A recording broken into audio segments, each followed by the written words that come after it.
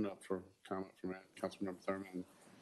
Yeah, To make a statement. I would like to make several statements. Number one, the address given was the address of the clubhouse because I had no address at my current house at that time. You don't get an address till you get a building permit, and there was no building permit that had been issued. So I had no address. I had a lot number, but no address. So, you know, you're looking for the negative. You're looking for that. You're so full of hatred and bullying and negativity that, you know, it's just, you're the one that's made such an issue of this.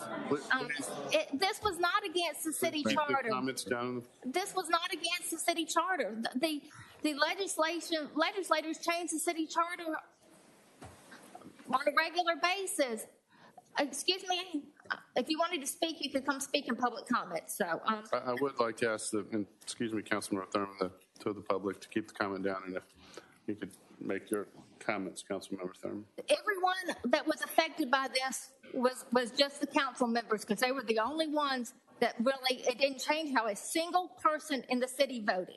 And that was something that the newspaper assured me they were going to make a really point of that, and they failed to do that. It did not change how a single person voted. I had not moved. I had not broken ground. I wasn't even sure what I was going to do with the lot. I wasn't even sure we were going to be able to build a house on the lot. I had actually mentioned to Representative Jan Jones a year and a half to 2 years before that I was representing this subdivision primarily, and I was spending a lot of time doing it. Chris Lagerblum can attest to that. I actually gave the newspaper reporter some email exchanges where it showed that I was the one that was spending a significant amount of time dealing with a certain house in the subdivision. And so, you know, I mean, somebody is trying to make this into something a whole lot bigger than it is. The city manager knew about it. All city council members knew about it. I hadn't moved. I hadn't decided if I was going to even move there. I didn't have to move. Are you serious? I'm serious. Man. Excuse me, from the audience. Yeah. Point of order. Okay, let's not get into debate back. Councilmember Thurman. I had not decided if I was going to move there or not. I had not decided what I was going to do with the lot. You know, I had no building permit. I had no construction contract. None of that had taken place. So, you know, you make it sound like I had moved and then asked for, you know, the lines to be changed so I could keep my seat. That wasn't what happened. I didn't have to move. I still own my house in the other subdivision. So I could have stayed right there. I mean, it wasn't like I was required to move or had made a final decision. We weren't even sure what we were going to do. We weren't sure if we were going to build a house for us, if we were going to build a house for the, and sell it. We weren't even sure if that lot was buildable, to be honest with you. And you look at the email exchange, you can see that's the truth. We weren't even sure that the lot was going to be buildable. So, you know, the reason why I had done this wasn't because of this. It was because I was spending a significant amount of time, a lot of times on Friday or Saturday nights when I was over at the club, people would pull me aside and say, you know, what's happening with this? What's happening with the city? What's going on? Because I was there. The two subdivisions were so closely tied that the people were asking me the questions and I was spending the time. They weren't calling the people that were in the district too. They were calling and emailing me. And so that was why I had originally asked for it. You can believe whatever you want to. You can believe, you know, I know some of y'all have got this negativity thing and this bullying, and you can believe whatever you want to, but I'm telling you the truth. And if you know, if that was the only reason I was doing it, then I might have gone ahead and started building beforehand. I had no building permit, no construction contract, nothing prior to bringing this up. And I had actually brought this up to Representative Jones a year and a half prior, before I'd ever even thought of purchasing a lot over there. To be honest with you, when we purchased a lot, the information we received said it was an acre and a half lot, and I found out that the minimum lot size in the subdivision was 2 acres. I wasn't even sure the lot was going to be buildable. Fortunately, the lot really was 2 acres. Fulton County has every lot on my street listed incorrectly as far as the lot size. No surprise there. The Fulton County tax assessor doesn't have the right information on the lot size. But I mean, I wasn't even sure that it was going to be a buildable lot at the time we purchased it. And, you know, all changes to districts had always been made by the legislature. city council can't make those changes. They'd always been made by the legislature, and that's how it was done, to be consistent with what it had always been done. Everyone here knew about the change beforehand. This was not against the city charter, regardless of what somebody tells you, and there was no violation of oath of office. And Mr. Becker has given this list of all these questions. On June 15th, I asked to meet with Mr. Becker to answer all of his questions. I specifically said, can we meet in person so that I can answer all of your questions? And I said, I am more than happy to meet with you at City Hall to answer these and any additional questions you might have. I said, Steve Crowcock will meet with us. Jan Jones is welcome to attend if she would like to. Please let me know some days and times that work for you. Tim's comment to me was, Karen, thanks again for your willingness to answer my questions. I only have the 5 questions and they are straightforward, so no meeting is necessary.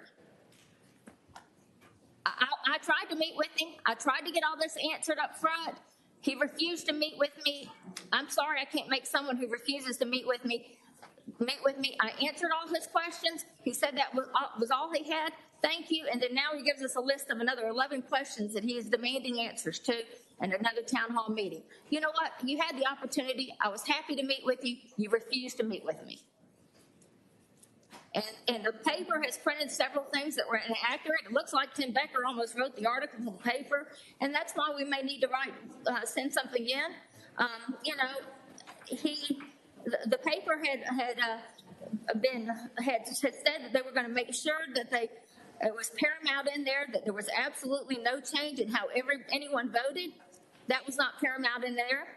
There was no mention of who this Milton Coalition is, this top secret group, and what their motive was to influence the election, which clearly they say that their motive is to influence the election. So this is clearly something done for political purposes, and that wasn't brought out by the paper. My comments were not even brought up till the very end of the article. They basically let him make all the comments up front, and then me down at the very end, I get to throw in they quoted me in a comment or two. It said that the address was not given. They didn't even ask me for the address. If they'd asked me, I would have given them the address. It's the address of the clubhouse, 350 Tournament Players Drive. I didn't have a motive to move. I didn't have to move. I had no building permit. I had not done anything until well after the bill was passed, and we decided that it was a buildable lot. It took a lot to get it buildable, but it was a buildable lot.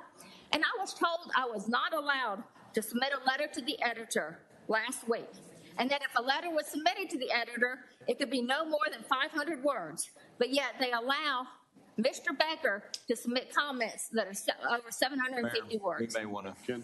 Well, I just fear that we're calling out citizens' names. Right.